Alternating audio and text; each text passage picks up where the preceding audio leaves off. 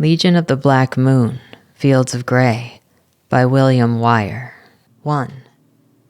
No roads led into Morglade.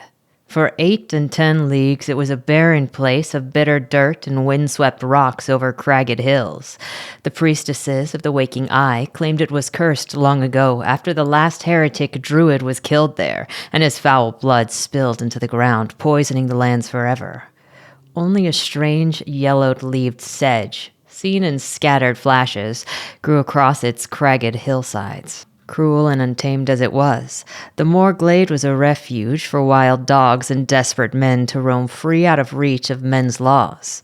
Now, there was a dark smoke stirring at its highest peak. Armed men with savage beards patrolled the hill, glowering over slewn corpses on the hillside. Among the fallen, a woman, shaken and bloodied, was forced to her knees in line with others kneeling to still living men, their heads sunk low in defeat.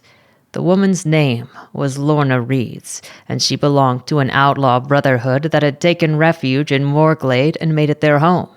But those days were over. The Black Moon Legion had finally come for them. "Pray to your fallen god," said a man with a mountain folk tongue. Lorna raised her head, eyes watering from the fumes, to see who had spoken. Glaring down at her was a grisly man, thick-bearded to his waist, clad in mail armor. He darkly smiled at her, amused at what he had said. "I'm told he's dead, buried under the world, tricked by a woman." The man chuckled to himself before stomping away. Many of these same men circled the defeated, armed with swords, axes, and beards, breathing down like beasts on their prey. Before the War of Queens, Lorna Reeds had been a fisherman's daughter, wearing her mother's hand-me-down dresses and cleaning fish for her father. Now she wore men's trousers, borrowed leather boots, and leather jerkin over a now ruddy white shirt. Under her eyes, a shallow cut from the blade whipping across her face bled down her cheek, leaving a dark, weeping mark. At the hill's crest, wagons and carts, once made into ransacked fortifications, were burning, and a smoky haze loomed over the heads of the kneeling outlaws as far as their eyes could see. Lorna carefully told the man beside her, "Grey take us. Who are these wretched men?" "Shush!" answered the man kneeling next to her. He shivered with a grisly look, brown hair, and a face beaten with one eye closed. He then spoke to her quietly. "They're Vindash, men from the Iron Mountains, tamed and obey the Golden Queen now." She whispered back, "Will they show mercy?" "No, not from them, but it is for the Queen to say." "But," she said, "what shall happen to the—" "Quiet!" The man grew irritated. He leaned into her ear. "If you care for them, hold your tongue." Another Vindash, squatter than his kinsman, but no less formidable in physique, came stuttering to the front, clad in a black fur cloak and carrying a chewed war axe. He was known as Vilmer Croy, and, as his clan's custom, he wore a fur cloak made from the black wolves in the Iron Mountains' southern valleys. The old war axe he wielded was taken off the first man that he killed at age 11, and the victim was his father. Vilmer called the axe Papa to spite his own father's memory.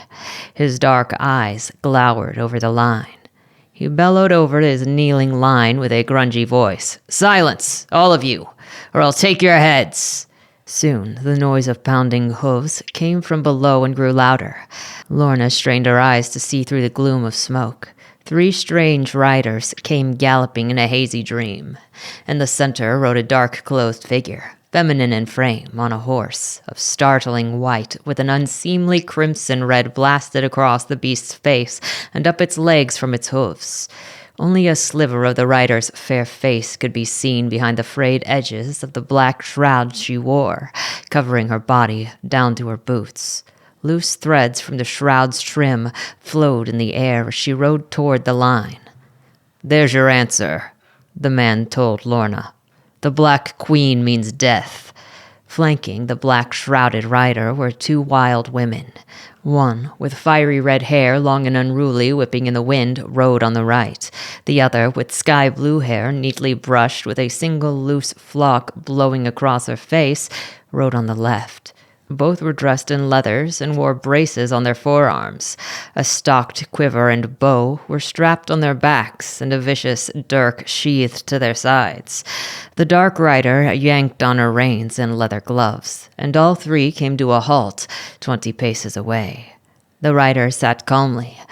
The woman in the black shroud on the red-faced beast was called Joanne Balestier. She was a captain in the Black Moon Legion, a daughter of the Grey and the chief to the Lysania horsemen from the western Dusklands. She was also known, more infamously, as the daughter of the mad wizard Greaves Balestier, or so the Lysani claimed so. Nudging her red-faced horse forward, Joanne crept closer, leaving her 2 wild-haired companions behind in a smoky shadow. She lowered the hood of the shroud, revealing a fair white face and midnight black hair down to her shoulders.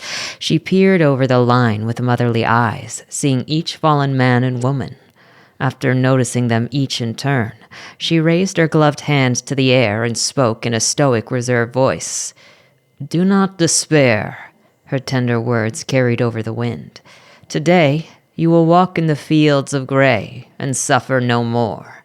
Hearing the dark lady's words, Lorna broke into a quiet sob. "Until whence time," Joanne continued, "the Lord of all rises from his slumber under the world and returns. You be waiting. But you will be eternal, without hunger or thirst or pain. You will be awaiting. He who made the stars can never die. He will bring us to another kingdom, one where sorrows are mere dreams. But until he rises and claims his throne, you must wait for him, lingering without starlight, roaming as a shade in the gray lands of death." Joanne's eyes became downcast. "And so, I bid you farewell. Go with love on your journey. May we meet again in the fields of Grey." Joanne lowered her gloved hand and nodded to the Vindash in the black fur cloak. Vilmer Croy, half bored, spit and croaked out, "Aye, end it." A shudder fell down the line. One by one, the Vindash soldiers seized a victim and slashed a throat. An eruption of morbid grunts, squeals, and other terrible noises followed. Any who dared to run or fight were hacked down swiftly. When Lorna was taken by the hair and her head yanked back to bare her throat, she cried out one last desperate plea. She needed someone to hear her, yet her words were lost in the shuffling and the gruesome acts around her. Only Joanne paused on her mount, not sure what she heard. When the blade sliced into Lorna's neck, she tried once more to scream, praying her words would get out. But only a raw gurgle came from her. She fell forward to the ground, struggling to hold herself with her hands. Finally, her strength waned, and she collapsed. Her head landed on the dirt, her blood seeping into the dry ground. Slowly, the world changed around her, fading and shifting, until it was nothing but an endless horizon of gray.